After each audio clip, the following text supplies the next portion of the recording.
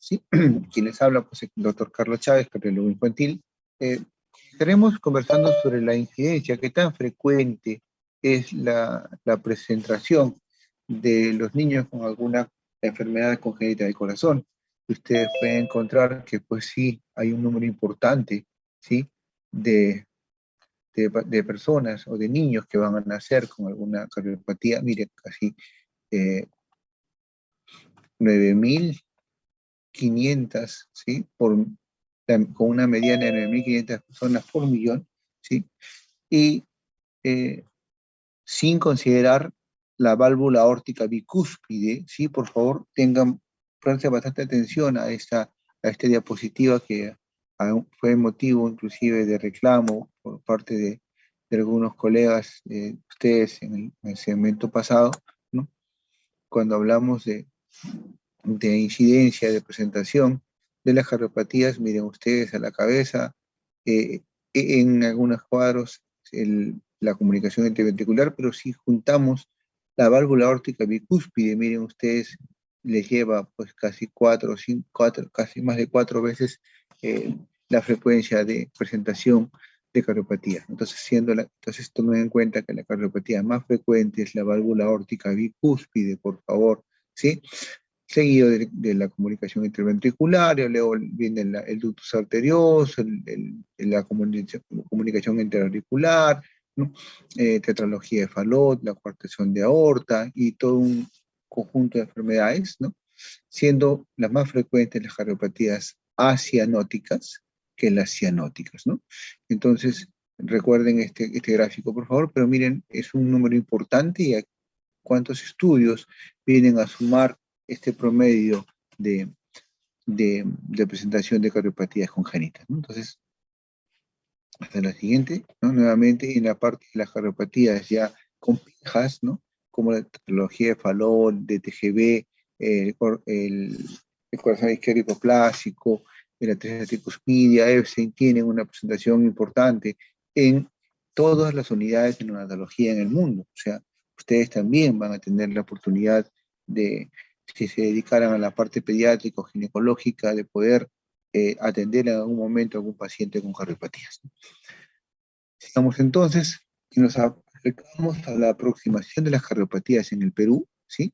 Vamos a encontrar que más o menos en el último quinquenio, antes del 2020, se reportan un promedio de nacimientos, casi todos de ellos por encima del 500.000 de recién nacidos vivos, ¿no? Y si ustedes van el desglose de este total de nacimientos registrados, luego de Lima, ¿sí? La macroregión norte del país, donde Piura, Tumbes, La Libertad, Cajamarca, Loreto, Lambayeque, tienen mayor número de registros luego de Lima, o sea, luego del 30% de los pacientes que se registran en Lima, la gran cantidad de pacientes nacen y son registrados en la zona norte de nuestro país, ¿no? Y algunas en la selva, ¿no? Entonces, es mucho más frecuente, ¿sí? Entonces, encontrar algún paciente con cardiopatías en la zona donde estamos en este momento trabajando y en la zona donde están ustedes estudiando, ¿no? Vamos a ver que la prevalencia de las cardiopatías es más o menos de 0.8 al 1%. En nuestro país estarán naciendo entre 4.600 a 6.000 niños con alguna cardiopatía. En un abanico de cardiopatías leves hasta las más complejas, casi el 85% de ellas van a sobrevivir, ya sea porque, como le dije inicialmente, la enfermedad no es de características mortales, no es una cardiopatía crítica, sino una cardiopatía que se puede compensar y atenderse en los días subsiguientes de su nacimiento, ¿sí? O pueden ser operados o entrar a intervencionismo. Entonces, cada año se engrosa, perdón, la magnitud de pacientes con cardiopatías entre 3.900 y 5.000 recién nacidos vivos con alguna cardiopatía nueva cada año, ¿no? De este 100%, el 25% son cardiopatías críticas, es decir, más o menos 1.000 a 1.500 niños recién nacidos vivos con alguna cardiopatía crítica, ¿sí? Entendiéndose como cardiopatía crítica toda aquella enfermedad que requiere una cirugía en los primeros 28 días de vida, en las condiciones como ustedes pueden ver, un paciente con corazón cripoplásico, atresia pulmonar, transposición de grandes vasos, interrupción del arco aórtico, coartación de aorta, ¿no?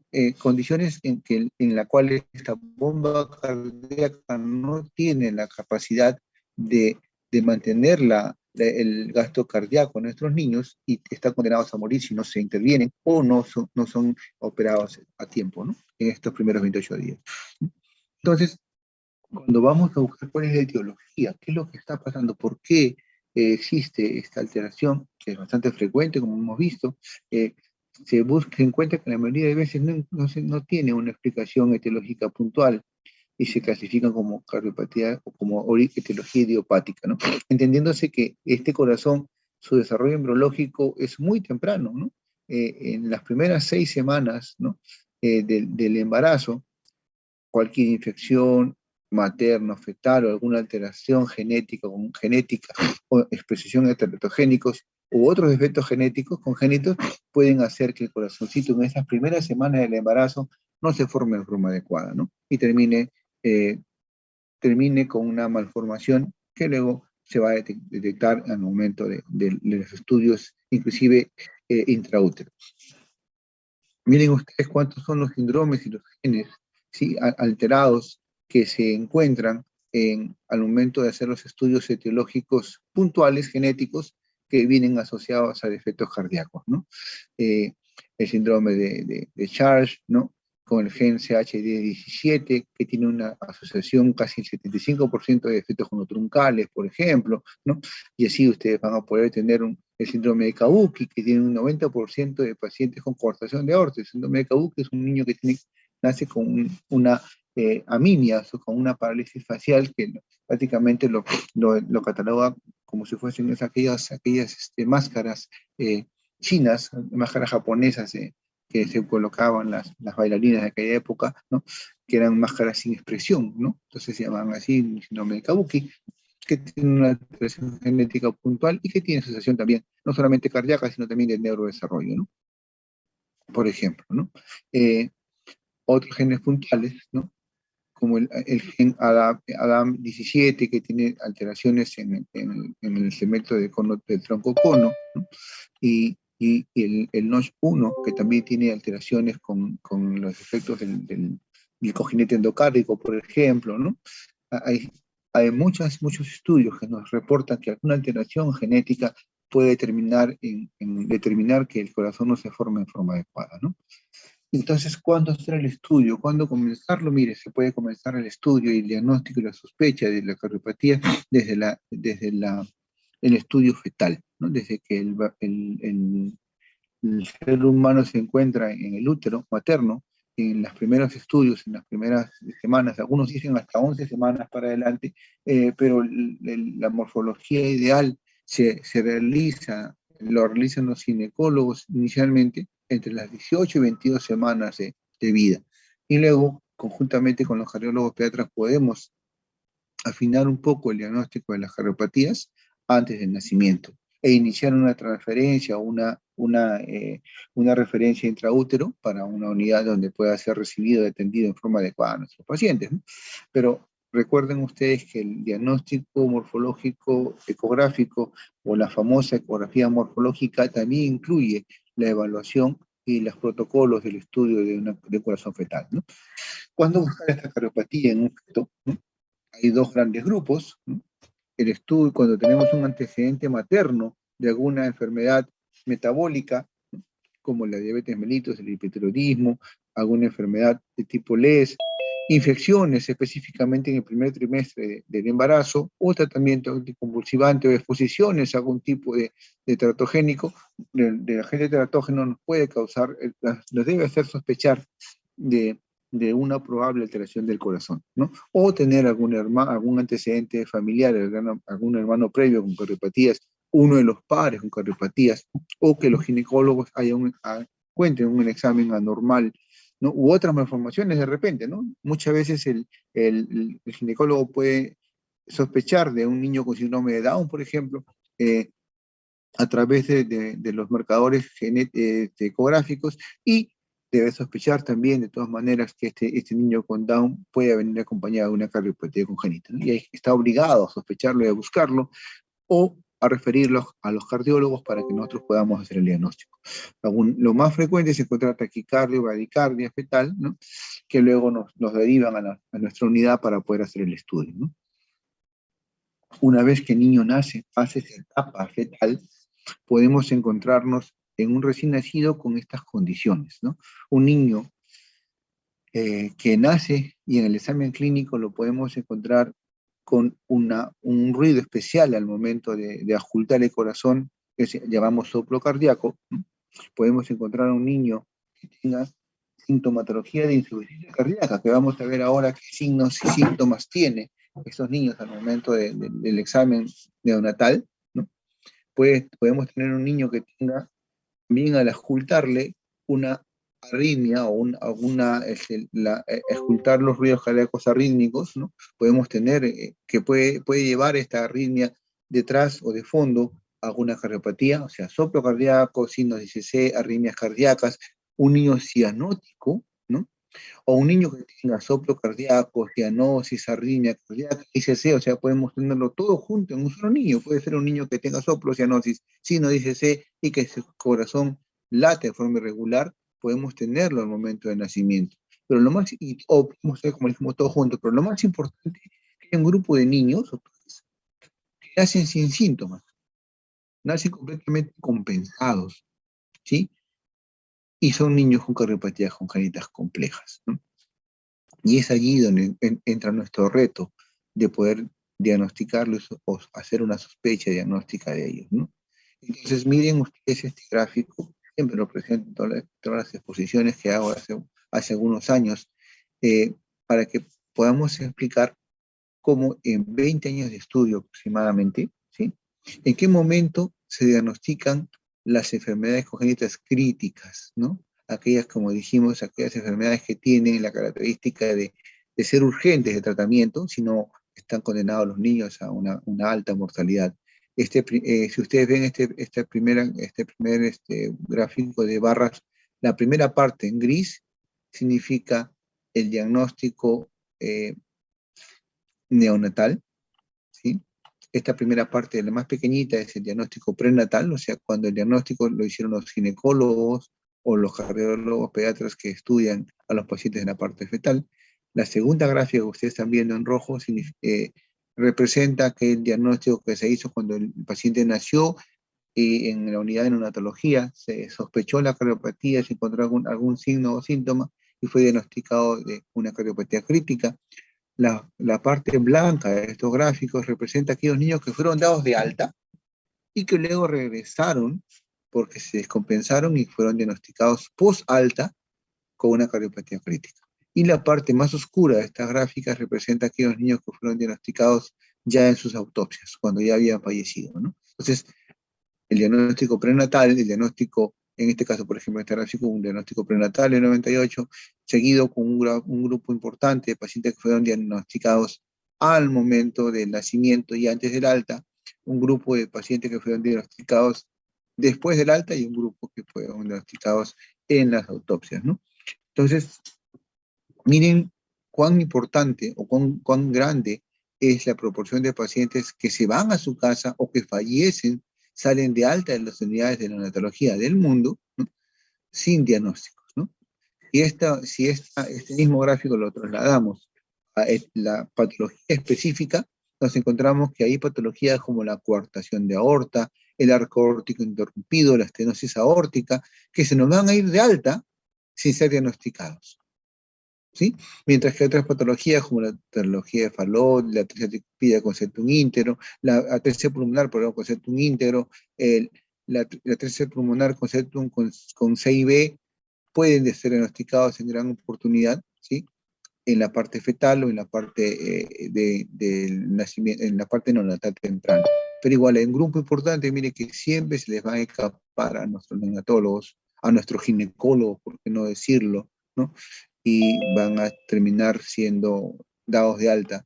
Mire, el número de pacientes que fueron estudiados, cerca de más de medio millón de niños, ¿no? Que fueron estudiados y que se tuvieron esas características en el tiempo de su diagnóstico, ¿no? Entonces es importante que ustedes puedan en esta clase aprender las herramientas que nos van a tratar de ayudar a disminuir esta brecha de estos pacientes que son dados de alta, ¿sí? Sin diagnóstico o en el postmortem. Dice este estudio, concluye que los niños con cardiopatías críticas, ¿sí? Son dados de alta, nacen casi un niño por cada 1000 nacen con una cardiopatía crítica. De estos, el 25% de estos niños son dados de alta sin ser diagnosticados. Y de los más frecuentes son la coartación de aorta, la interrupción de arco aórtico, el drenaje venoso pulmonar total anómalo, por ejemplo, ¿no? Que se van sin ser diagnosticados, ¿no? Hasta ahí espero que quede claro esta parte, ¿no? ¿Cuál es la realidad de nuestros diagnósticos de cardiopatías? También les quiero hacer recordar la cardiopatía congénita más común en el mundo es la válvula aórtica bicúspide, por favor, ¿sí? Apúntenlo. Y este gráfico, estos plots nos van a indicar 20 videos, representan cada uno de estos plots un video, ¿sí? De algún neonato que es presentado a los neonatólogos, ¿sí? Por ejemplo, este es un video, este es otro video de otro niño, este es otro video de otro niño, de otro niño, de otro niño, así tenemos 20 niños que fueron presentados a los neonatólogos para que ellos determinaran si el niño que estaban viendo en el video era un niño rosado o era un niño cianótico.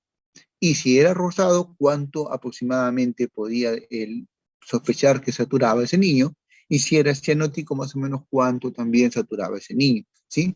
Y ustedes van a encontrar, miren, en un mismo niño, un neonatólogo puede decir que saturaba menos de 20, otro decía que saturaba entre 40, en otro niño unos decían que era cianótico, otro decía que saturaba más de 80. Miren la variabilidad de resultados en un solo niño.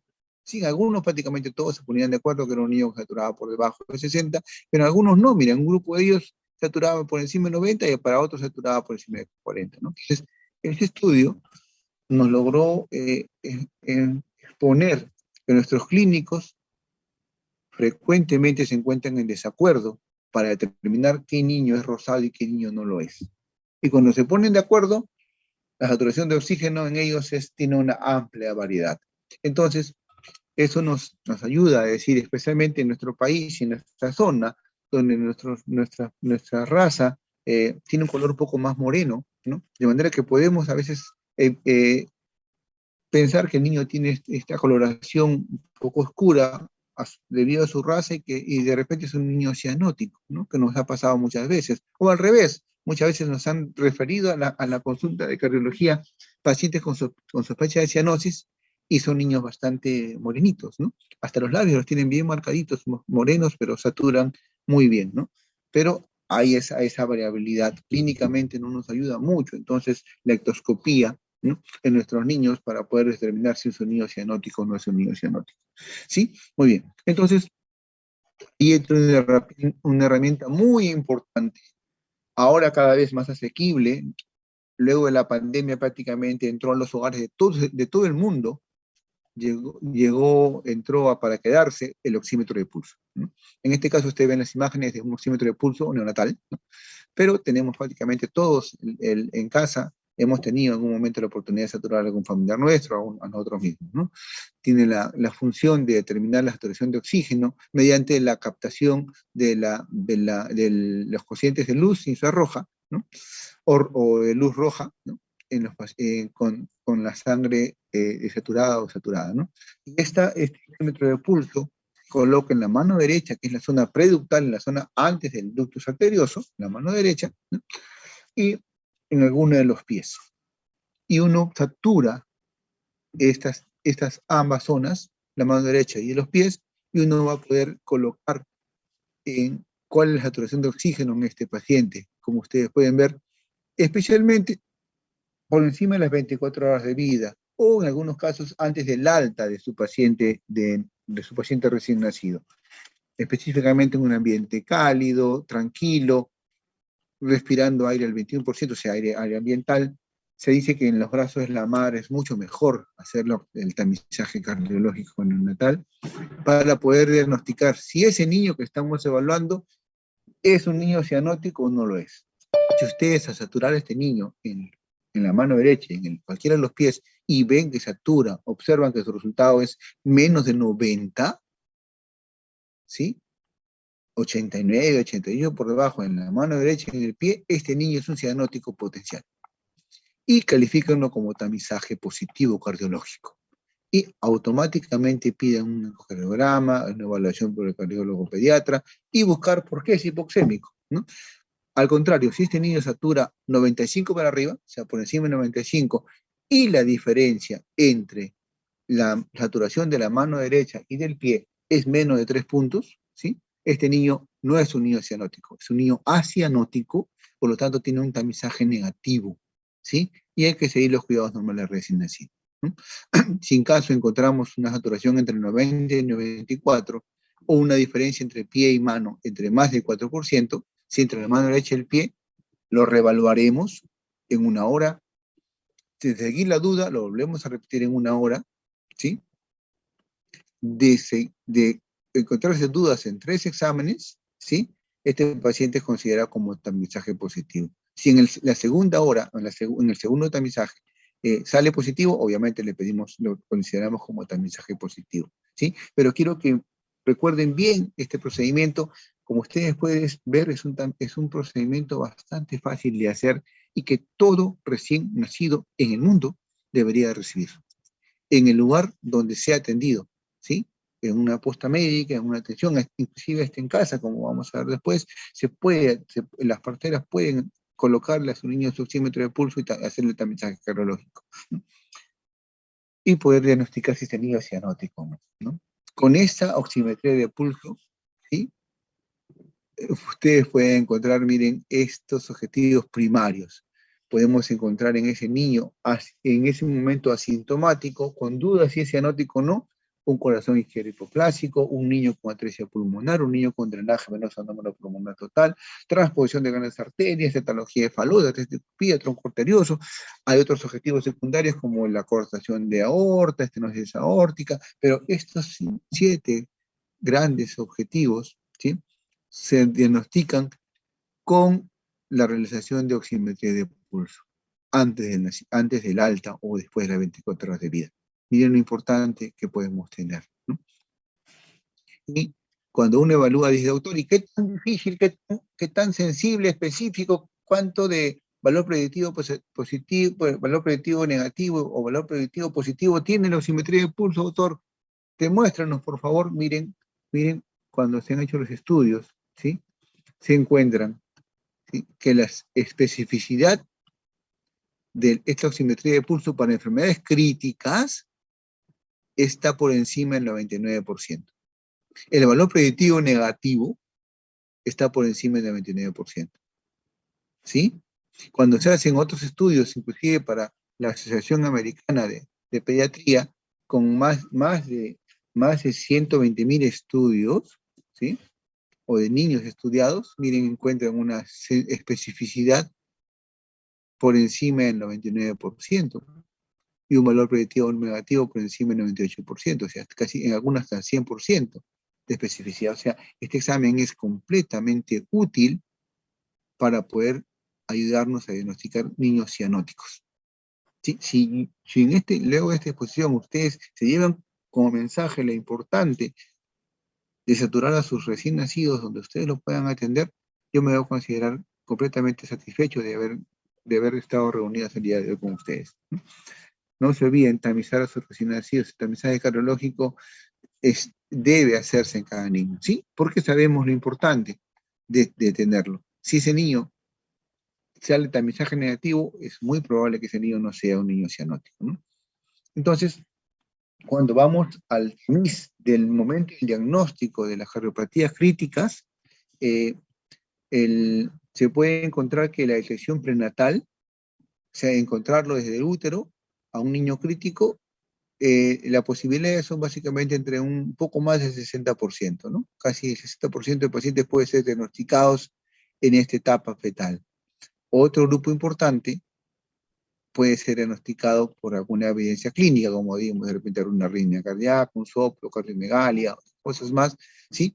Pero si hasta el 80%. Si a esto le sumamos la oximetría de pulso, miren, el hueco diagnóstico de alguna posibilidad de escape se reduce casi al 5%, ¿no? Entonces, eh, esto es recomendable para su diagnóstico prenatal y eso es lo que hacemos en el hospital regional, ¿no? Este es un reporte hasta el 2008, antes de la pandemia. eh, Todas las enfermeras que reciben, que van al alojamiento conjunto con sus niños, evaluaron y pusieron un sellito, ¿no? E hicieron su tamizaje en la mano derecha, en alguno de los pies derechos, y ponía su simetría de pulso y colocaba si era tamizaje positivo o negativo.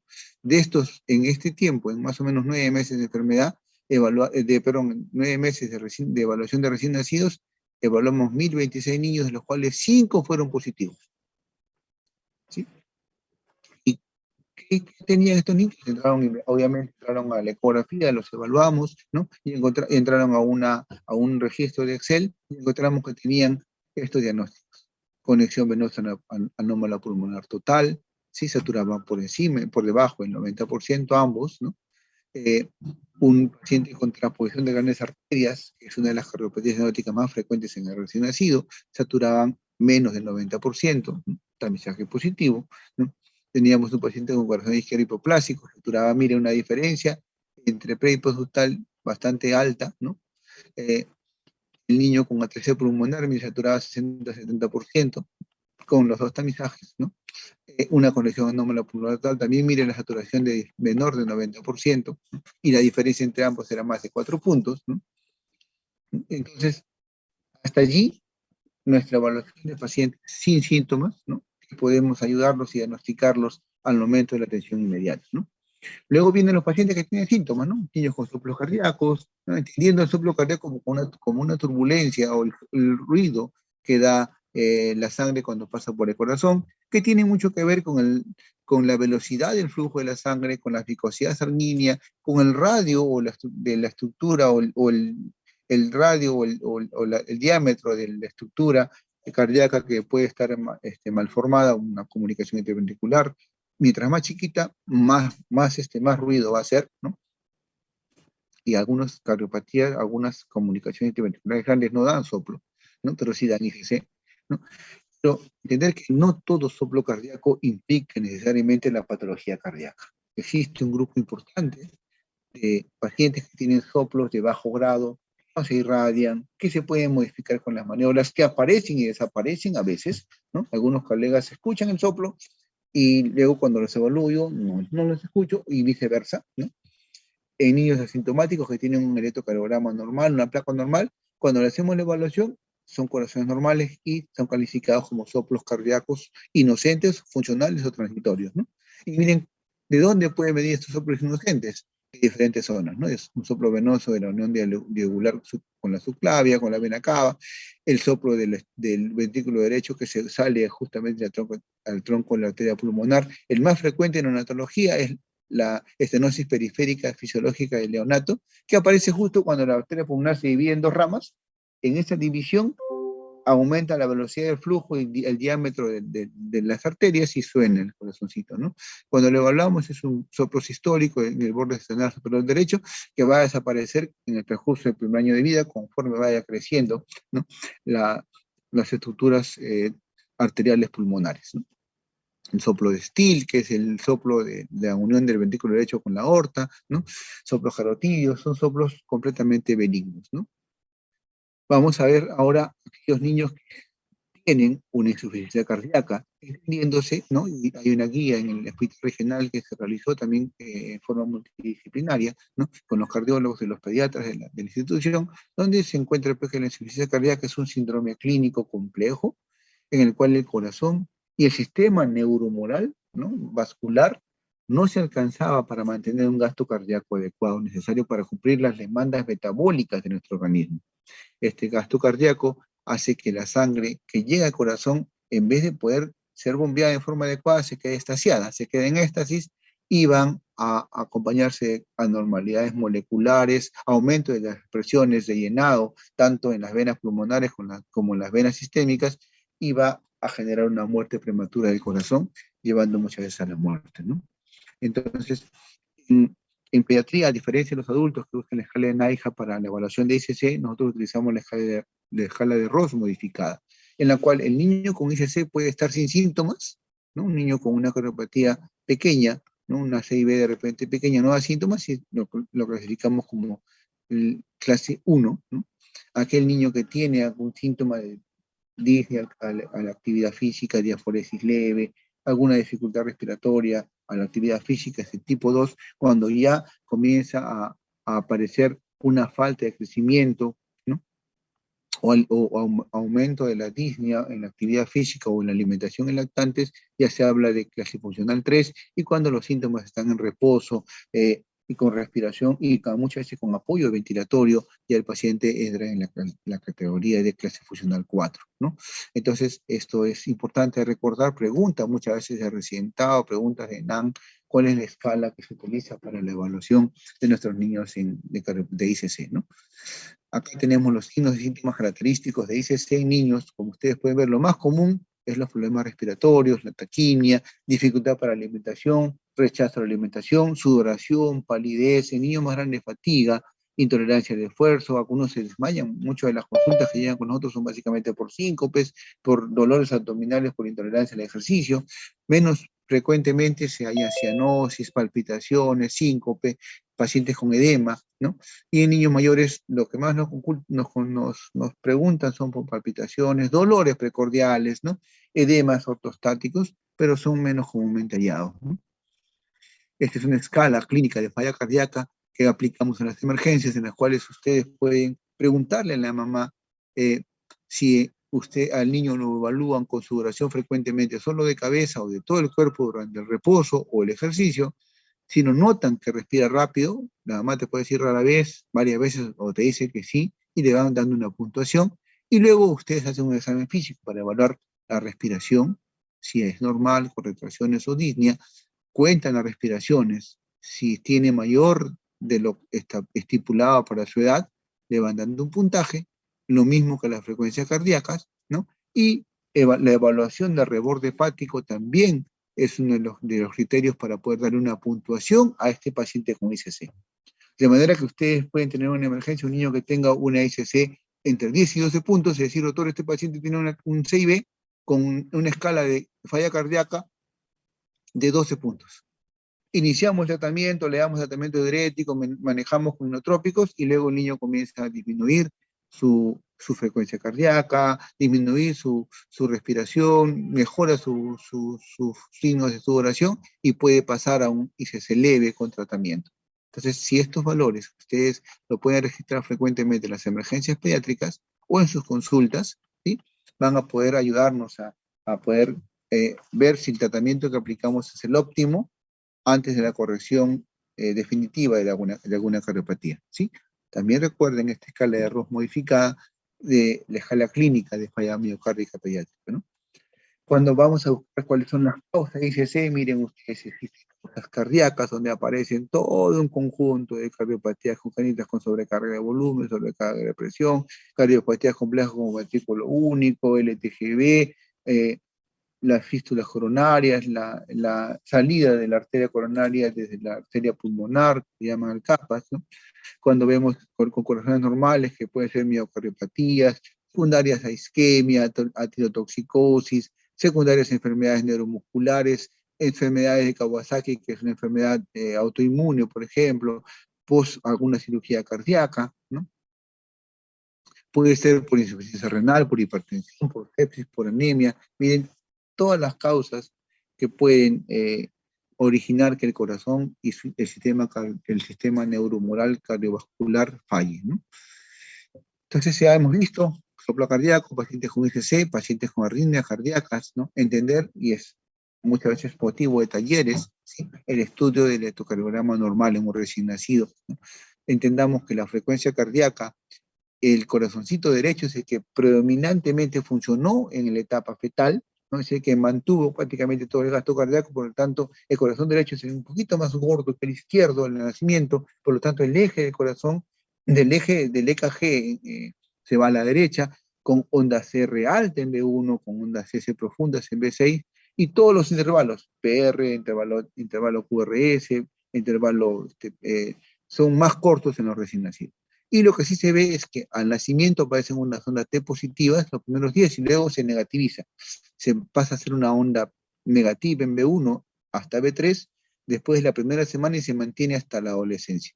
Esto se llama onda T infantil, que vamos a ver luego en las gráficas, ¿no? Y pues a veces puede haber ondas Q profundas inferiores que tienen que ver con la hipertrofia del septum interventricular, ¿no? Miren, este es un eje a la derecha, un niño con ritmo sinusal, un neonato, ¿sí? Que tiene el eje a la derecha, ritmo sinusal con eje a la derecha, crecimiento de la aurícula derecha, ¿no? Y tiene esta onda T infantil, un niño más de una semana de vida, ¿no? Pero prácticamente con predominio de cavidades derechas, ¿no?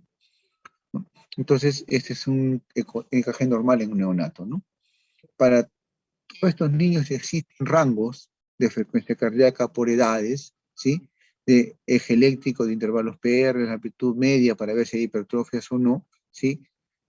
Por grupos etarios, que ustedes lo pueden revisar en cualquier bibliografía, especialmente en los libros de cardiología pediátrica. Yo acá he tomado la de la cardiología pediátrica de Park y de Harry Lane, ¿no? Para poder mostrarles que hay rangos que uno puede simplemente cotejar su EKG con la edad del niño para ver si estamos o no dentro de los rangos normales para estos recién nacidos o estos pacientes pediátricos, ¿no?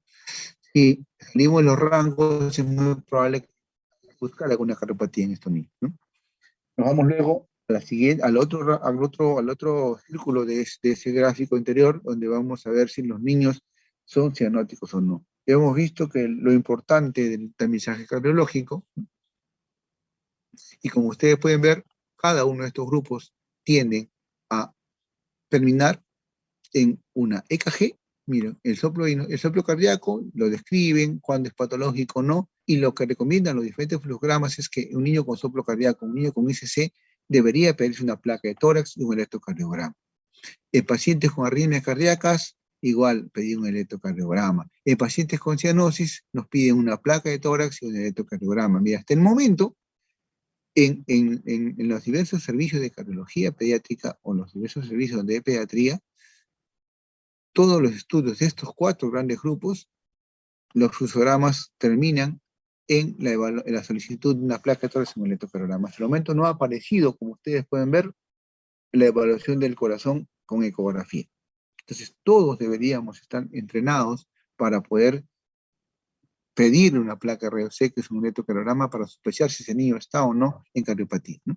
Entonces, todos estos fluxogramas, ¿no?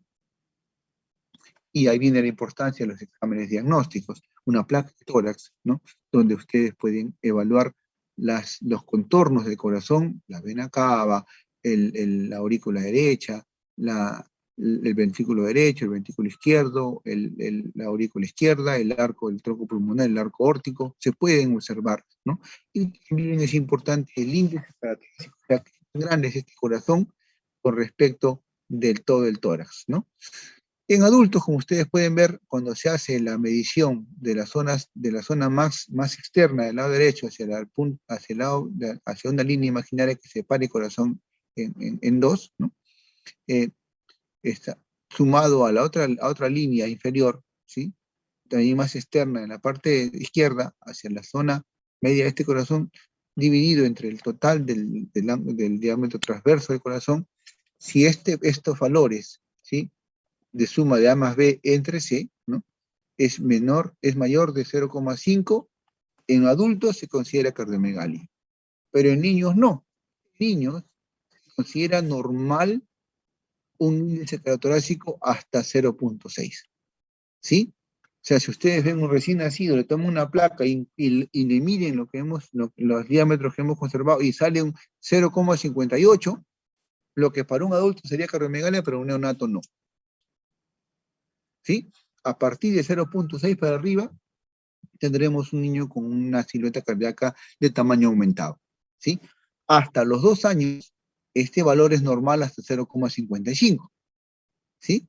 Si encontramos un niño con 0,56 que tiene un año más o menos, podemos hacer sospecha de cardiomegalia. A partir de los 2 años de vida recién toma el valor que toman los adultos, ¿sí? Recuérdalo también, porque a veces las consultas son impresiona cardiomegalia cuando la interconsulta debería tener este valor de calculado, porque es fácil ahora poder calcular, casi todas las plataformas de diagnósticos por imágenes nos permiten medir con una pequeña regla en la misma estructura de la computadora este valor de índice cardiothorácico, ¿no? Calcúlenlo y van a encontrar ya específicamente cuánto es el índice cardiothorácico en nuestros recién nacidos, ¿no? Y ahí podemos observar en esta placa, pues, lo que le comentaba, si se hace un índice cardiothorácico, este chiquitín va a tener menos de 0,5 o menos de 0,6 de cardiomegalia, es un paciente con un corazón normal, pero miren, este corazón,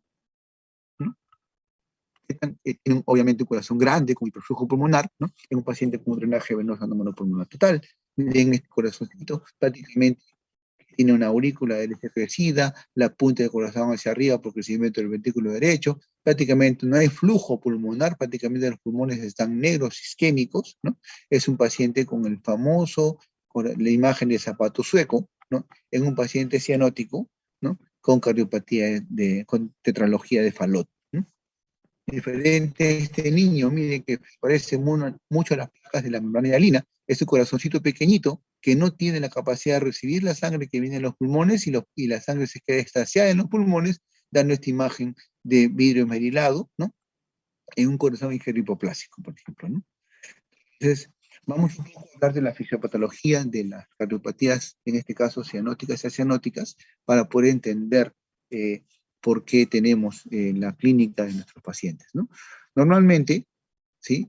La sangre que, que sale de la aurícula derecha, ¿sí? Hacia el ventrículo derecho, ¿sí? Es expulsada hacia la arteria pulmonar y de la arteria pulmonar, ¿no? Llega a los pulmones, la sangre se oxigena, ¿no? Regresa a la aurícula izquierda y hasta el ventrículo izquierdo, y el ventrículo izquierdo al contraerse expulsa la sangre por la aorta hacia los tejidos periféricos para que se puedan alimentar, ¿no? Entonces, el mismo flujo de sangre que va a los pulmones en forma normal es el mismo flujo de sangre que va hacia los tejidos, es decir, el flujo pulmonar es igual al flujo sistémico, o sea, el QP, el flujo pulmonar, es igual al flujo sistémico. Entonces, ¿qué sucede si tenemos una cardiopatía con algún agujero intraventricular? Por ejemplo, en este caso, en este dibujo, ustedes encuentran un agujero que permite que parte de la sangre que debería salir por el ventrículo izquierdo a la aorta, una parte regresa por la comunicación intraventricular nuevamente al ventrículo derecho. Entonces, esta sangre, este flujo que debería a la aorta, disminuye. Y esta sangre que llega al ventrículo derecho, aumenta el flujo en la circulación pulmonar. O sea, hay una recirculación sanguínea, ¿sí? A nivel pulmonar que hace que el gasto pulmonar o el QP sea mayor al QS. Entonces, mientras más grande sea el QP-QS, significa que mayor sangre está recirculando hacia los pulmones, ¿sí? En demedro de la circulación periférica. Entonces, estos niños entran en malnutrición, en hipoxemia, ¿sí? En hipovolemia, y los pulmones más bien están en éxtasis y en sobrecirculación, ¿no? Y esto explica muchas veces la sintomatología respiratoria en estos niños persistentes, la tos, los roncantes, los crépitos, y los niños que por más que se les alimenta en forma óptima, no ganan peso, ¿sí? Entonces, y este shunt va a tener mucha importancia el tamaño de la localización, o sea, tan grande y dónde esté localizado la comunicación intraventricular en este caso, y las resistencias vasculares, pulmonares sistémicas. ¿Qué sucede? Les explico. Retrocedo. La presión sistémica en el lado izquierdo del corazoncito, en el ventrículo izquierdo, llega más o menos en un niño mayor de un mes hasta un año, más o menos en 100 milímetros de mercurio. Y así con esa presión bombea la sangre por toda la aorta. Pero la sangre en el ventrículo derecho llega en promedio a un 25 milímetros de mercurio, o sea, casi prácticamente es 4 veces menor la presión del ventrículo derecho para expulsar sangre a los pulmones que la presión que hace el ventrículo izquierdo para expulsar sangre a todo el cuerpo. Sí, hasta ahí espero dejarme entender, ¿no? Entonces, pero los recién nacidos nacen con una presión mayor a 25 milímetros de mercurio. Casi todos nacen con hipertensión pulmonar. No se olviden que los pulmones del recién nacido estaban al nacimiento todavía copados de líquido, todavía los vasos pulmonares todavía son resistentes y son pulmones mucho más duros, de manera que la presión pulmonar es mayor en el recién nacido. Entonces la sangre que podía pasar del ventrículo izquierdo al derecho tiene más dificultad para pasar del izquierdo al derecho por esta diferencia menor de presiones. Por lo tanto, muchos pacientes con soplos cardíacos que ustedes escuchen a la semana o a los 21 días de vida para adelante, no se escuchaban los soplos al momento del nacimiento. Cuando la presión pulmonar cae y ya es un niño que hace una presión pulmonar normal, este flujo es mayor, obviamente por menos resistencia, y los niños que ustedes escucharon al nacimiento, sin soplo, probablemente, o con soplos pequeños, van a llegar con un tremendo soplos a la siguiente evaluación. Entonces, esta diferencia QP-QS tiene mucho que ver con la localización y el tamaño del defecto, más las resistencias pulmonares. Siempre va a ser mayor la resistencia, mayor el shunt, cuando la resistencia pulmonar es menor, cuando el niño hace normotensión pulmonar, ¿sí? Por eso que los niños nacen, entre comillas, compensados. Ustedes pueden encontrar un niño cianótico, ¿sí? Completamente compensado sin pedirte un apoyo ventilatorio, ¿no? Y uno dice, mira, el chiquito está saturando 60%, pero está tranquilo en su cuna. Pero un niño con una hermana de línea, con una neumonía, por ejemplo, con un pulmón hipoplásico, ni bien nace, él no resiste que ese niño sin que usted los tenga que intubar o colocarle un apoyo oxigenatorio, ¿no? Esa es la diferencia principal, ¿no?, entre los niños cardiópatas cianóticos y un niño que tiene una patología de tipo pulmonar, ¿no? La parte clínica. Muchos niños son asintomáticos en el corazón. ¿Qué sucede al revés? Cuando más bien el shunt de la aurícula derecha al ventrículo derecho, en vez de irse a la arteria pulmonar, este defecto hace que la sangre más bien regrese al ventrículo izquierdo y del ventrículo izquierdo a la aorta, ¿no? Menos sangre va a la arteria pulmonar y obviamente menos sangre va a la aurícula izquierda, ¿no? Y se genera una disminución del flujo en un QP menor que el QS, ¿no? En este caso, en la tetralogía de Fallot, tenemos, ustedes pueden ver acá, la aorta prácticamente se ha desplazado hacia adelante y hacia adelante hacia la derecha, dejando una comunicación interventricular, cabalgando prácticamente el septum interventricular, pero prácticamente haciendo que la arteria pulmonar sea mucho más pequeña, ¿no? La desplaza, la comprime, ¿no? Ustedes pueden ver acá que está comprimiendo la salida de la arteria pulmonar. Obviamente el corazón derecho comienza a hipertrofiarse porque quiere de todas maneras bombear sangre a los pulmones, pero como no puede porque la sangre fácilmente se va al ventrículo izquierdo y de ahí hacia la aorta, estos pacientes tienen, la patología de Fallot tiene una comunicación interventricular, cabalgamiento de aorta, hipertrofia del ventrículo derecho y una estenosis pulmonar, muchas veces válvulo-pulmonar, ¿no?, que configura la tetralogía de Fallot. Las 4 anomalías que ustedes deben recordar en la tetralogía de Fallot es esa, ¿no? Cabalgamiento de aorta, CIB, hipertrofia ventricular derecha y una estenosis pulmonar o una estrechez de la válvula pulmonar, hace de que esta sangre se desvíe y más bien haya más gasto sistémico, pero con sangre poco oxigenada, que la sangre que va a los pulmones, ¿no? Muchas veces es tan severo que prácticamente no llega nada de oxígeno a los pulmones, este niño es cianótico y tiene que ser operado inmediatamente para poder llevarle un poco de oxígeno a los tejidos, ¿no? Entonces, y esto genera como consecuencia clínica cianosis y aumento de la hemoglobina. El cuerpo comienza a producir más hemoglobina para poder captar lo poco oxígeno que tiene y genera una poliglobulia, ¿no?, que luego lleva a hacer una éxtasis, hace que la sangre sea mucho más espesa, se asocia a coágulos a nivel cerebral y accesos cerebrales, ¿no? Era lo que caracterizaba antes a los niños con Fallot, ¿no? Entonces, en resumen, las cardiopatías congénitas pueden clasificarse en cianóticas y acianóticas, con flujo pulmonar aumentado, como hemos visto, con flujo pulmonar disminuido, ¿no? También puede haber cianóticas con flujo pulmonar aumentado, ¿no?, o con flujo normal, ¿no? Las pacientes que tienen flujo pulmonar aumentado hacen clínicas de ICC, como dijimos, ¿no? Problemas respiratorios, ¿no?, obstrucción, síndrome de obstrucción bronquiales persistentes, los pacientes y como respuesta a los vasos sanguíneos de los pulmones, cuando ven que tiene mucha sangre hacia los pulmones, lo que hacen las arterias pulmonares comienzan a endurecerse, comienzan a generar una resistencia para poder evitar que llegue más sangre a los pulmones, y eso va generando hipertensión pulmonar persistente, se hace cada vez mayor, hasta que si el niño no es diagnosticado, los vasos pulmonares se cambian, se fibrosan, y se hace un cambio irreversible, el flujo la presión pulmonar y los vasos sanguíneos pulmonares se alteran, y hace inclusive a veces una presión mayor a la sistémica, y un paciente que era acianótico puede ser un niño cianótico, y esa enfermedad se llama síndrome de Eisenmenger, aquella patología que con el tiempo comienza a dañar los pulmones, a dañar los vasos pulmonares, a aumentar la presión pulmonar, que luego es mayor que la presión sistémica, y esos niños terminan siendo niños cianóticos. Recuerden, síndrome de Eisenmenger tiene que ver con esa patología. Antes era mucho más frecuente que ahora, porque ahora, como les digo, estamos diagnosticando las cardiopatías inclusive desde la parte fetal, ¿no? Y aquellos pacientes como la tetralogía de Fallot, que tienen flujo pulmonar disminuido, hacen isquemia pulmonar, hacen síndromes de niños con crisis e hipoxia, ¿no?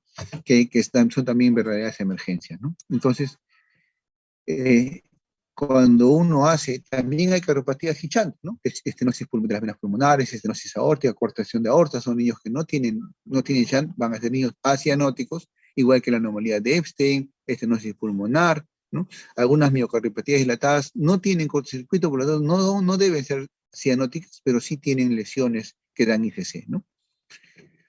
De todas maneras, cuando uno hace las juntas médicas en estos pacientes, uno tiene que evaluar lo siguiente, o el equipo tiene que evaluar lo siguiente. Si el paciente tiene demasiado flujo lateral pulmonar, un ICC con un CIB grande, por ejemplo, que tiene demasiado sangre en los pulmones, ¿qué se hacía anteriormente? Y a veces, en algunas excepciones, se coloca una banda en la arteria pulmonar para evitar que la sangre vaya a los pulmones. Esto ya se llama cirugía de cerclaje de la arteria pulmonar o banding pulmonar, que tiene como objetivo evitar el ICC o la recirculación en los pulmones. Y si el paciente tiene una obstrucción de la arteria pulmonar, como la tetralogía de Fallot, más bien es al revés. Se coloca un tubo que comunique la arteria, una arteria, ¿no? Como la arteria subclavia, con la rama pulmonar derecha, para que parte de la sangre vaya y llegue de la arteria y se oxigene y regrese al cuerpo, ¿no? Entonces, esto es una anastomosis subclaviana pulmonar, conocido como la operación de Bell-Taussig, ¿no? Que es una forma de hacer que llegue más sangre a los pulmones, en caso de obstrucción, ¿no? De las vías pulmonares, ¿no? Cuando tenemos un corazón hipoclásico, por ejemplo, un ventrículo único, toda la sangre que llegue se va a mezclar en este ventrículo, y siempre el niño va a ser cianótico. ¿Qué se hacen los cirujanos cuando no tenemos la posibilidad de reparar este ventrículo y queda como una bomba única?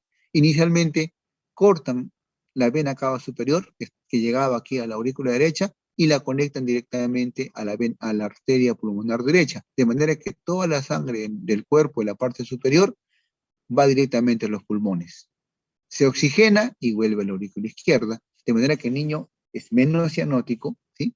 Y un tiempo después, el niño, esta vena cava inferior, también se despega del corazón y se conecta con un tubo transcardíaco, porque obviamente por anatomía no llega la longitud de la vena cava inferior, no llega a la rama pulmonar derecha. Se coloca un tubo y prácticamente toda la sangre de nuestro cuerpo, la sangre venosa de la vena cava superior e inferior, va directamente a los pulmones por la rama pulmonar derecha. Y este niño llega a la sangre a la aurícula izquierda, y este niño va a ser 100%, con una sangre 100% oxigenada, o sea, va a ser un niño acianótico, ¿no? Esto se llama la cirugía de Fontan, ¿no? O el bypass de ventrículo venoso, ¿no? Entonces, en un corazón, cuando se hacen las juntas médicas, ¿no? El tratamiento puede ser médico-farmacológico si los pacientes van a tener algún cierre espontáneo, van a requerir alguna cirugía o algún tipo de intervención. Ahora se colocan inclusive pequeños dispositivos intracardíacos para cerrar defectos como PCA, CIB, CIAs, ¿no? Eh, Tratamientos para crisis hipóxica, prostaglandinas muchas veces, ¿no? Pero lo importante es saber si el corazoncito que vamos a atender puede tener una fisiología de dos bombas, una bomba derecha o una bomba izquierda, o sea, se puede reparar desde colocarlo o que haciendo que funcione ambas bombas, o puede tener fisiología univentricular, donde entraría la cirugía que le expliqué, el Glenn y el Fontan, ¿no? Es el tratamiento final de las cardiopatías, y que muchas veces reparan también el ICC, ¿no? El tratamiento final de muchas cardiopatías tiene que ver o tiene que pasar muchas veces por tratamientos quirúrgicos, ¿no? Lo importante es detectarlo a tiempo, ¿no?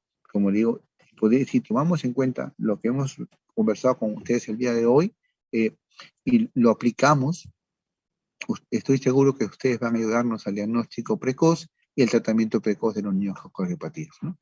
Muy bien. Vamos a continuar con la siguiente exposición. Un ratito, por favor. Vamos a ver si pueden ver la pantalla. Van a determinar el transporte de oxígeno y el gasto cardíaco en los recién nacidos, la definición de insuficiencia cardíaca, epidemiología de la misma, cuál es la etiología de IgC, que ya lo revisamos también en la exposición anterior, ¿no? La fisiopatología de la misma, el cuadro clínico de la IgC, el diagnóstico y obviamente algo del manejo de IgC en neonatología, ¿no? Cuando evaluamos la función principal del sistema... ¿Hola?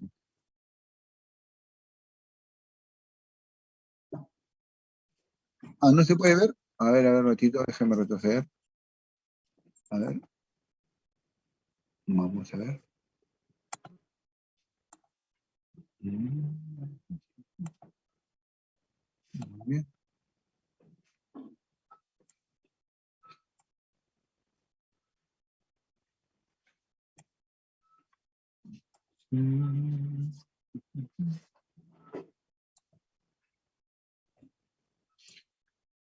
Voy a volver a compartir pantalla.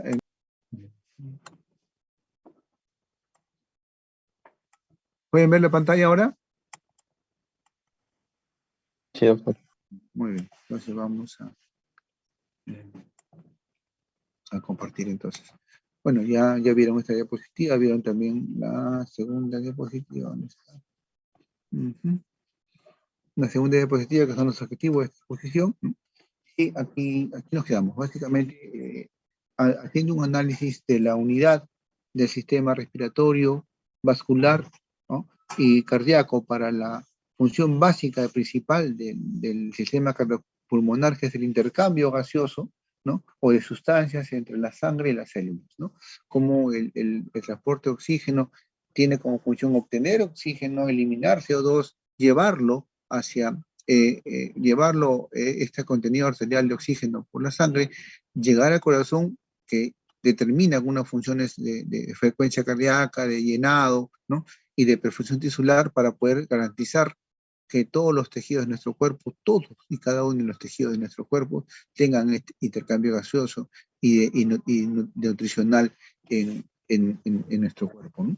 Entonces, cuando evaluamos cuáles son los determinantes de este transporte de oxígeno en la sangre, encontramos tres grandes grupos, ¿no?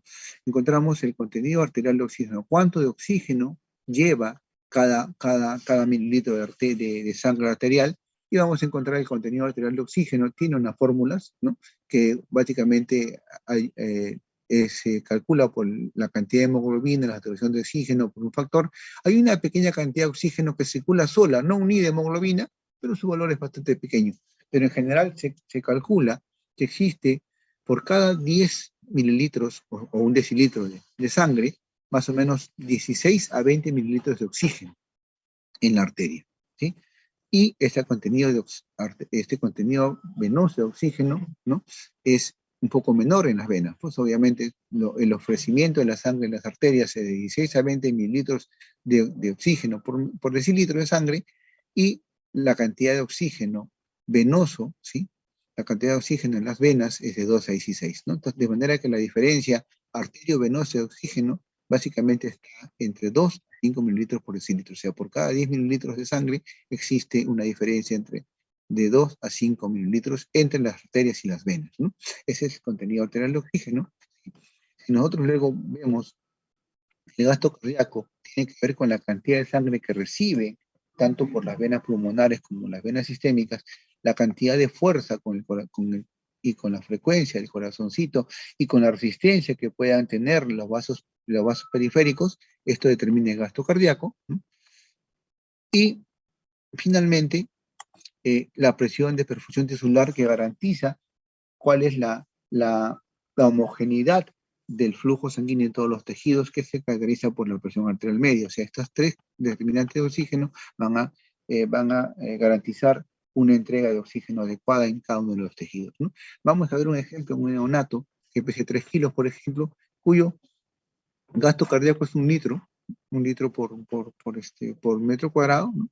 Su hemoglobina normal, promedio de 15, la saturación de oxígeno de este niño no es cianótico, es un niño que satura por encima de 80 miligramos por decilitro, ¿no? Y su consumo de oxígeno es 60 mililitros por mililitro. Este contenido de oxígeno, que cuando se va al gasto cardíaco es el mismo, porque es un litro, ¿no?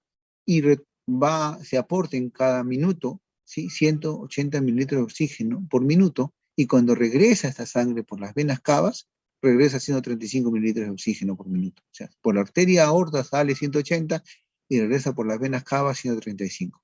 Entonces, prácticamente, de toda la capacidad de oxígeno que se entrega, el cuerpo solamente utiliza un 25% del oxígeno ofrecido. Es decir, nuestro cuerpo es muy generoso al entregar a todos los tejidos una cantidad de oxígeno más que suficiente, ¿no? Entonces el cuerpo utiliza lo necesario, lo demás lo retorna y así va recirculando, ¿no?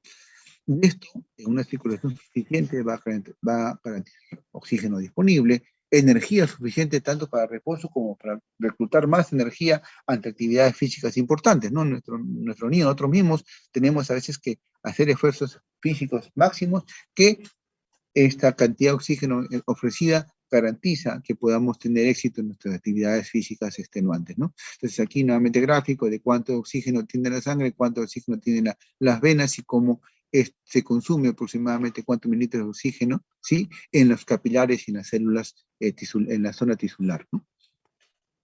Esto garantiza la función básica y última del sistema cardiovascular, que es el intercambio de sustancias entre sangre y las células. Pero ¿qué pasa si este niño, con las mismas variables, ¿sí? Oxígeno, consumo de oxígeno, ¿no? Igual que el anterior, con una presión de oxígeno igual, un niño no cianótico, con una hemoglobina normal, pero un corazón que está fallando?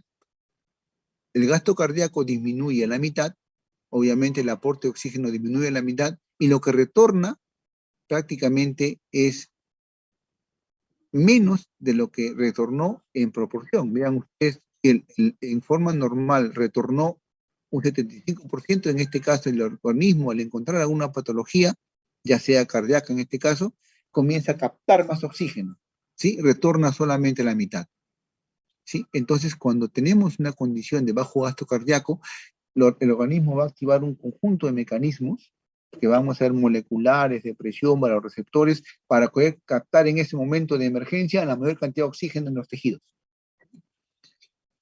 Y eso genera diferentes respuestas, como hemos dicho. En el corazoncito adulto, prácticamente el corazón cuando tiene una disfunción, lo que va a hacer es aumentar la fuerza de contracción. Cuando aumenta el llenado cardíaco y mientras más alta, más se estire el corazoncito en una precarga, con más fuerza se va a contraer. ¿Sí? Esto se llama fenómeno de Frank Starling. Es como cuando ustedes estiran un elástico para poder hacer fuerza, va a encontrar que un eje lo sueltan, sale con más fuerza ese elástico. Algo parecido es en la fibra muscular cardíaca en el adulto. Pero miren ustedes que este fenómeno de fuerza de contracción ante el estiramiento es menor en niños y mucho menor en neonatos. O sea, esta fuerza de contracción no es tan efectiva en neonatos y en niños. Entonces los niños no tienen un aumento en la presión de eyección, sino porque ellos tienen menos reservas de calcio intracelular, manejan en forma inadecuada el calcio intracelular, hay que ofrecerles calcio, especialmente a los niños con ICC, y su contenido de tejido de contracción y relajación miofibrilar es menor en los neonatos. De manera que ellos, ¿cómo reacciona un neonato ante una injuria cardíaca? Dando taquicardia. Entonces, muchos de nuestros neonatos van a tener como primera manifestación de ICC taquicardia, una frecuencia mayor de lo habitual, ¿no? Y eso debe hacernos sospechar de un niño que tenga algún problema cardíaco en un neonato, ¿no? Y otra cosa importante es que casi el 30% del gasto cardíaco lo va a generar en el neonato la contracción auricular. O sea, normalmente en el adulto las válvulas auriculoventriculares se abren, por gravedad la sangre pasa de las aurículas a los ventrículos, un poquito la contracción auricular termina de vaciar las aurículas en el adulto y toda esa sangre en sístole es expulsada hacia la aorta o hacia los pulmones, según sea el circuito que estemos evaluando, pero miren lo importante en neonato, casi un 30% de gasto cardíaco lo configura la contracción auricular. Entonces, ¿qué sucede si este niño tiene, por ejemplo, una fibrilación auricular, consecuencia muchas veces de la colocación de algún catéter venoso, por cuando los niños tienen con mucha frecuencia en los neonatos, son cateterizados por las venas umbilicales para poder hidratarlos o darles medicación, y muchas veces esos catéteres entran a la aurícula derecha, a veces hasta la izquierda, y el contacto con la superficie del endocardio genera que estos niños tengan fibrilación auricular. Se pierde este 30% de gasto cardíaco. Y los niños hacen signos de ICC, ¿no? Que es reversible cuando uno le detecta eso en el examen ecográfico, mueve el catéter y el niño nuevamente vuelve a recuperar sus 25% y su gasto cardíaco mejora, ¿no? Entonces, estas consideraciones hay que tenerlas en cuenta ustedes, que van a estar muy pronto a su internado, ¿no? Entonces, en una circulación insuficiente, con una inadecuada entrega de oxígeno, los tejidos aumentan el consumo de oxígeno, aumenta su capacidad de extracción de oxígeno que se les ofrece a mayor del 50%, de manera que la saturación de oxígeno que retorna es menor al 70%, ¿no? Y cambia su estrés metabólico químico de un estrés aeróbico a un estrés o un metabolismo anaeróbico, y aumenta el lactato, ¿no? Y esto altera el funcionamiento normal de la máquina, de la maquinaria citoplasmática y también nuclear, ¿no? Y el paciente entra en estado de shock, ¿no? De perpetuarse este daño, este paciente entra en muerte celular y muchas veces en muerte irreversible, termina llevándonos a la muerte. Entonces, ya sabemos la definición de ICC, ¿no? Ya la hemos visto. Es cuando hablamos de etiología de ICC en neonatos, la gran mayoría de pacientes que tienen ICC se deben a pacientes con alteraciones congénitas del corazón, ¿no? CIBS, IA, PCA, lo que hemos conversado, ¿no? Y un porcentaje importante de 30% de estos niños son de patologías no cardíacas, entre ellas la sepsis neonatal, de hipertensión pulmonar, ¿no? Nos llevan un porcentaje importante de etiología no cardíaca, ¿no? Y luego, conforme la edad, va bajando la etiología, ¿no? Entonces, nuestros neonatos, la mayoría de niños, otra vez, ¿no? ¿Cuáles son la etiología que lleva ICC? En niños, el gran porcentaje lo lleva, más de la mitad, los problemas congénitos del corazón, ¿no? Luego las miocarditis, luego las arritmias, hipertensión pulmonar tiene una importancia bastante capital en los neonatos, sepsis también, ¿no? Que son consideraciones que debemos tener en cuenta cuando tenemos un niño que tiene falla cardíaca, ¿no? Nuevamente el gráfico, para recordarles cuáles son las causas de falla cardíaca en neonatos, ¿no? Metabólicas, tóxicas, inflamatorias, infecciosas, cardiomiopatías dilatadas, vasculares, arritmias, ¿no? Problemas congénitos del corazón, que hemos visto que son los más frecuentes, ¿no? En esta etiología, a veces lo diagnostican en prenatales y postnatales, o en corazones alterados, en corazones normales, ¿no? Y vamos a encontrar tres grandes grupos de pacientes con IGC, ¿sí? El paciente con shock neonatal, el paciente neonato cardiópata que ya hemos visto, y un niño con hipertensión pulmonar. Son las tres consideraciones que vamos a tener en los recién nacidos cuando sospechamos que este niño tiene falla cardíaca, ¿sí? Es un paciente con shock neonatal, es un paciente con un neonato cardiópata que está potencialmente destinado a una falla irreversible, o es un niño con hipertensión pulmonar, ¿sí? Vamos a hablar un poco de la hipertensión pulmonar. Vean ustedes este esquema en la cual en la circulación fetal la sangre oxigenada de la madre llega por la vena umbilical, llega a la aurícula derecha, ¿sí? De aquí pasa por el foramen oval, ¿no? Hacia el ventrículo izquierdo, a la aurícula izquierda, perdón, el ventrículo izquierdo, y luego por el ductus, ¿no? Por la aorta sale hacia el organismo, ¿no? Ese cuerpo, ¿no? Un poco de sangre pasa al ventrículo derecho, va a la arteria pulmonar, debería ir supuestamente a los pulmones, pero como los pulmones están llenos, no tienen todavía funcionamiento adecuado, pasan por el ductus también hacia la aorta y nos van a alimentar, ¿no? Esos niños, esa circulación fetal normal, su saturación es un poquito menor de un niño que está con el pulmoncito sano. Cuando llega la vía extrauterina, cortamos la vena umbilical, ya no hay el aporte de oxígeno de la madre, esta sangre poco oxigenada llega a la aurícula derecha, al ventrículo derecho, va a los pulmones, ¿sí? Estos pulmones sanos reciben la sangre, la oxigenan, hacen que la sangre vuelva por las venas pulmonares, luego a la aurícula derecha, a la aurícula izquierda, perdón, al ventrículo izquierdo, y luego por la aorta nos va a alimentar, ¿no? El ductus poco a poco se empieza a cerrar y ya no participa en la circulación. Pero, ¿qué pasa con los niños con hipertensión pulmonar? Nuevamente cortamos el cordón umbilical, ya no hay sangre oxigenada que llegue de las venas pulmonares, llega la sangre a la aurícula derecha, al ventrículo derecho, va a los pulmones por la arteria pulmonar, llega a los pulmones, pero como encuentra ese pulmón duro, hipertenso, no lo oxigena adecuadamente y el PSA continúa abierto y esa sangre poco oxigenada vuelve nuevamente a la circulación, ¿no?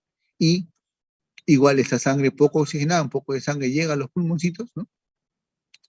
Pero tiene poca circulación a la arteria pulmonar, las venas pulmonares llevan poca sangre oxigenada y el niño es un niño cianótico que genera luego una falla cardíaca por hipoxemia, ¿no? Y también por falla cardíaca derecha, porque tiene que hacer un trabajo mucho más grande el ventrículo derecho para poder oxigenar todo el cuerpo, sin éxito, y llega un niño a tener insuficiencia cardíaca, ¿no? Vimos esta patología, ¿no? De niños con IgC, ¿no? Vimos la gráfica también de pacientes con gasto cardíaco con de derecha a izquierda, ¿no? En el EGC lo importante es que la sobrecarga de presión, la sobrecarga de volumen que genera la falla cardíaca, genera remodelación, hipertrofia, dilatación del ventrículo derecho, activación de mecanismos neuromorales, inflamatorios, inmunológicos, que alteran la función contráctil. De perpetuarse el daño, comienza a haber apoptosis, presencia de mayor sustancias georreactivas, muerte y fibrosis, y finalmente la muerte del corazoncito, ¿no? Y con consiguiente fallecimiento del organismo, ¿no? Con diferentes sustancias neuromorales, ya sean vasodilatadoras o vasoconstrictoras, ¿no? Vasodilatadoras como la prostaglandina, el ácido nítrico, vasoconstrictoras como la notelina, la arginina, la vasopresina, ¿no? Este balance se altera, ¿no?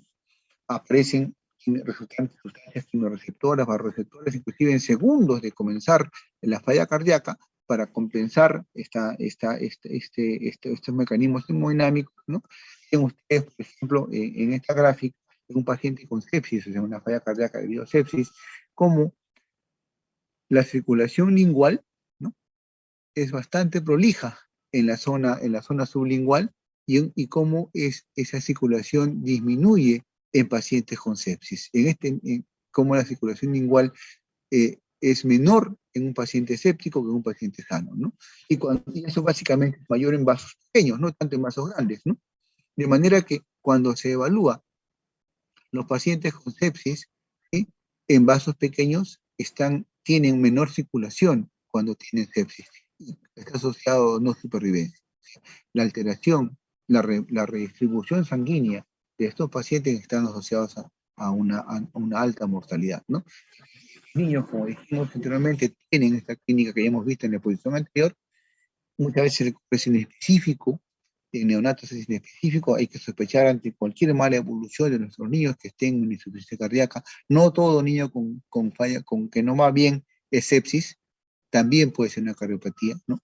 Y cuando sospechar en un paciente, o banderas rojas para sospecharlo, pacientes que están cianóticos, pero no tienen mucho estrés respiratorio, tienen soplo cardíaco, tienen la reducción del pulso femoral. Olvidaba decirles que el diagnóstico de cortación de aorta se hace palpando el pulso femoral. Todo niño que ustedes evalúen, acostúmbrense a palpar el pulso femoral, porque pueden diagnosticar cortación de aorta en estos casos, ¿no? Cardiomegalia, ¿no? Una presión disminuida, aumentada entre la presión de brazos y piernas para coartación de aorta, por ejemplo, ¿no? Y con niños con hipertensión pulmonar podemos tener pacientes con severa hipoplasia, pacientes con síndrome de Down, pueden tener hipertensión pulmonar. Pero todas estas evaluaciones nos pueden ayudar a diagnosticar si este paciente está con congestión pulmonar, con hipoperfusión, o ambas cosas, ¿no? Que llamamos shock criogénico, ¿no? Y muchas veces este gráfico nos hace entender de que no siempre la presión arterial está asociada a shock. Muchos pacientes en shock neonatal, ¿m?, pueden tener una presión normal o alta. Miren, en un shock compensado el niño está con presión normal.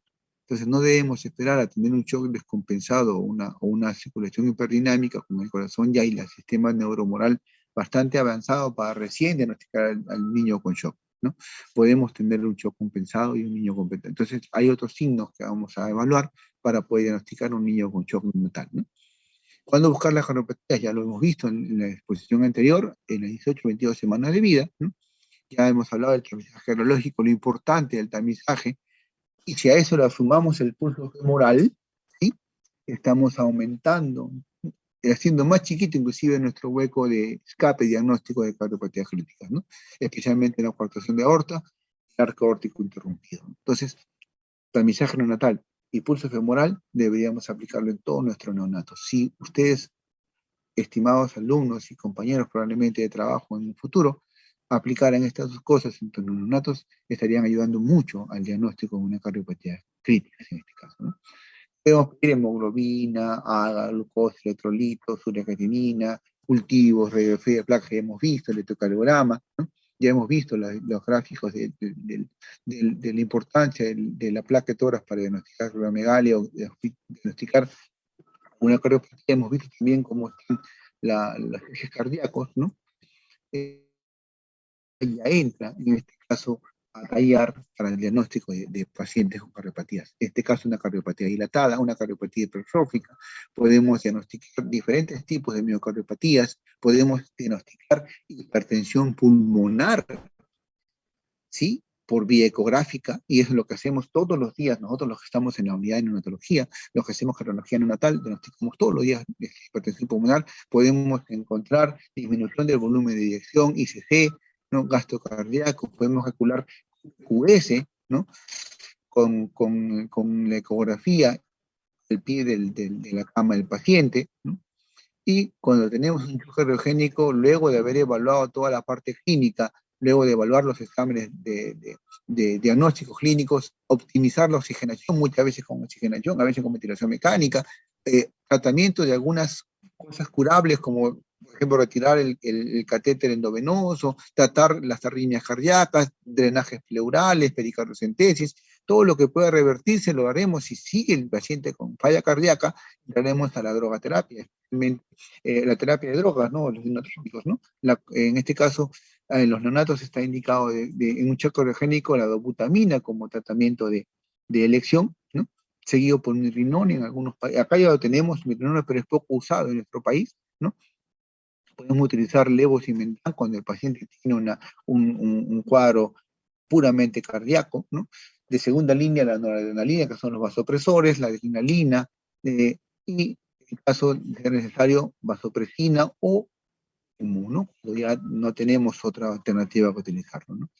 Como ustedes pueden ver, uno que queremos vasodilatación, inotropismo, vasoconstricción, podemos jugar con los inotrópicos, ¿no? Para poder conseguir efectos duales, ¿no? ¿No? Si queremos vasoconstricción o mayor contractibilidad, epinefrina. Si queremos vasodilatación, dobutamina, milrinone, ¿no? Si queremos vasoconstricción, vasopresina, fenilefrina, todos estos son objetivos según cada uno de nuestros pacientes, ¿no? Un dato importante que debemos recordar es la atriocetostomía percutánea, significa abrir una comunicación interauricular, ¿sí? En este caso, por ejemplo, en un niño con corazón izquierdo hipoplásico, la sangre de la aurícula izquierda llega oxigenada a la aurícula izquierda, pero encuentra un poquito prácticamente de ventrículo derecho. Entonces, la sangre no va a poder salir de aquí a la aorta, sino tiene que pasar por el foramen oval hacia el lado derecho del corazón, hacia la aurícula derecha, que se junta con la sangre desoxigenada del sistema venoso, va al ventrículo derecho, luego va a la arteria pulmonar, y luego esa sangre más o menos oxigenada sale por el ducto arterioso a alimentar a todo el cuerpo. Si no encontramos una comunicación interauricular grande, este niño está condenado a morir. Lo mismo pasa con el DTGB, la sangre desoxigenada va a la aurícula derecha, va al ventrículo derecho, y aquí en vez de irse a los pulmones, vuelve nuevamente a la aorta. Y nuevamente regresa y está haciendo un circuito que no logra oxigenarse, nunca llega la sangre a los pulmones. Y en forma contraria, la sangre en las venas pulmonares llega a la aurícula derecha, al ventrículo derecho, luego va a los pulmones nuevamente y así recircula. Hay dos circulaciones en paralelo. De no haber una comunicación interauricular y una comunicación entre el ductus, este niño también está condenado a morir. Entonces, hay varias condiciones. ¿Qué se hace? Coloca un catéter, con un balón inflable en su extremo, llegamos por las venas femorales, en una vez se han hecho con la umbilical, pero la femoral es la mejor vía en general, llegan, se pasa por el foramen oval hasta la aurícula izquierda, se infla el balón, se hace una tracción con bastante fuerza, ¿no? Para poder romper, desgarrar el foramen oval y mantener una comunicación interocular abierta que permita esta mezcla adecuada y poder ayudar a ese niño luego a llegar a ser intervenido, porque la mayoría de esos pacientes son pacientes críticos, ¿no? Entonces también tenemos que usar prostaglandinas en algunos casos para poder mantener el flujo hacia los pulmones, ¿no? Cuando el paciente está más estable podemos utilizar diuréticos, IECAS, ¿no? Digoxina, propanolol para evitar las crisis, ¿no? Lo importante en todo esto es que para que un buen trabajo tenga los efectos necesarios, el plan de nosotros debe incluir un diagnóstico temprano. Ya hemos ahondado bastante en cuáles son las herramientas para el diagnóstico temprano de un niño cardiópata, iniciar tempranamente las terapias, ¿no? Limitando lo posible los efectos nocivos, escalando los tratamientos a tiempo, muchas veces llegando a la cirugía precoz cuando sea necesario, ¿no? Para mantener un gasto cardíaco adecuado, una presión adecuada de oxígeno y un aporte de oxígeno suficiente para que cada célula de nuestro cuerpo sea alimentada en forma normal, ¿no? Desde nuestros neonatos postoperados, muchas veces de corazón, que terminan siendo luego dados de alta, ¿no? Muy bien, esto era lo que tenía que conversar con ustedes. Voy a dejar de compartir pantalla, ¿no? Para ver si ustedes, alguno de ustedes tiene alguna pregunta que hacerme con respecto al tema que hemos conversado el día de hoy.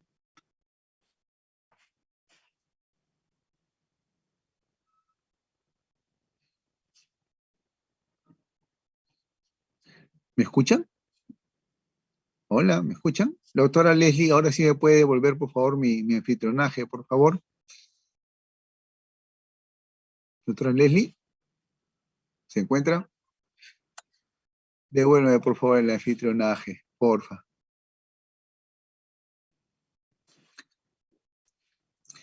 ¿Alguna pregunta con respecto a lo explicado por ustedes, con